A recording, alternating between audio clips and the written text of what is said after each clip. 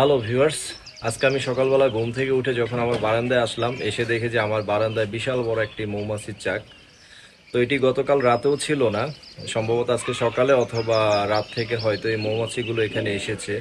তা আমি আসলে এখন মৌমাছিগুলো নিয়ে কি করব আসলে বুঝতে পারতেছি না, এতে কোনো সমস্যা হবে কিনা। আমি ব্যাক ক্যামেরায় আপনাদের মৌমাছিগুলো দেখাচ্ছি। এটা হলো আমার বাসার বারান্দা। এখানে অনেকগুলো গাছ রয়েছে। আমি অবসর সময় মাঝে মধ্যে এই বারান্দাতে বসি। আমি জুম করে একটু দেখাচ্ছি আপনাদের। আপনারা দেখতে পাচ্ছেন এখানে অসংখ্য পরিমাণ মৌমাছি।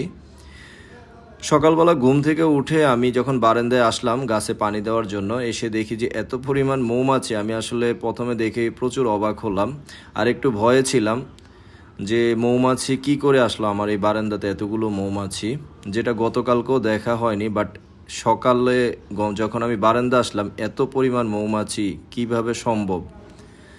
আমি তো সবসময় জানতাম যে মৌমাছিরা হয়তো বনে বা কোনো গাছপালাতে হয়তো বাসা বাঁধে, কিন্তু বারান্দার ভিতরে মৌমাছি বাসা বাঁধছে এটা আমার ফার্স্ট দেখা, বা আমি কখনো শুনিও নি।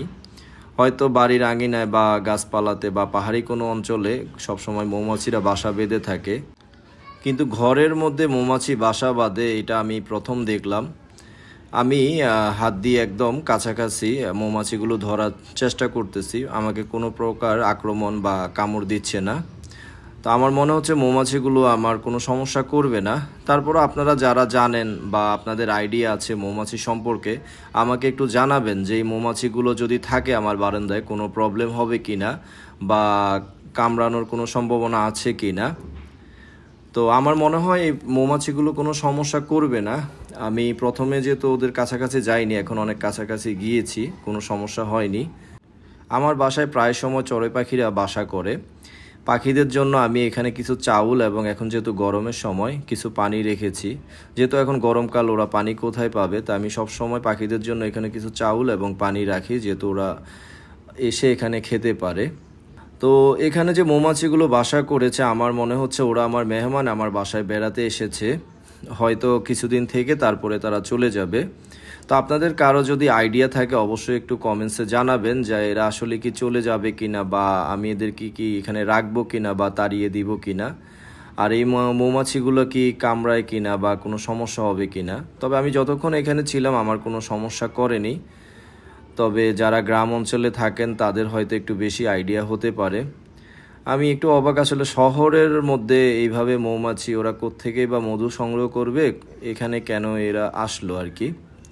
তো যাই হোক, সবই আল্লাহর ইচ্ছা, উপরওয়ালার ইচ্ছায় হয়তো এখানে এসেছে, উপরওয়ালার ইচ্ছা এখান থেকে হয়তো চলে যাবে। আর এই মৌমাছিগুলো থেকে কি মধু হয় কি না তাও আমার হয়তো জানা নেই, মৌমাছি সম্পর্কে আমার তেমন একটা আইডিয়া নেই।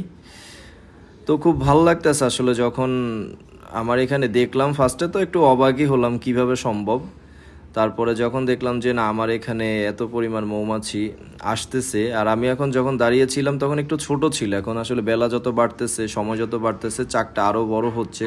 প্রচুর পরিমাণে মৌমাছি আসতেছে, একের পর এক আসতেছে, আর শুধু ওদের যে চাকটা এটা বড় করতেছে আর কি। তো আমি একদম ওদের কাছাকাছি এখন আসি, আপনাদেরকে দেখানোর ট্রাই করতেছি। এখন এই চাকটা রাখবো কি রাখবো না আমি আসলে বুঝতেছি না। যাদের মৌমাছি সম্পর্কে আইডিয়া আছে বা কখনো তাদের বাসায় এইভাবে মৌমাছি চাক বাসা বেঁধেছে, তারা অবশ্যই আমাকে একটু কমেন্টস করে জানাবেন আমি এখন কি করব, চাকটা রাখবো কি রাখবো না। আমি হাত দিয়ে ওদের ধরার চেষ্টা করতেছি। আমি একটু টাচ করে দেখলাম মৌমাছির চাকে, আমার হাতে ওরা বসতেছে না বা আমার কোনো কামড় দিচ্ছে না।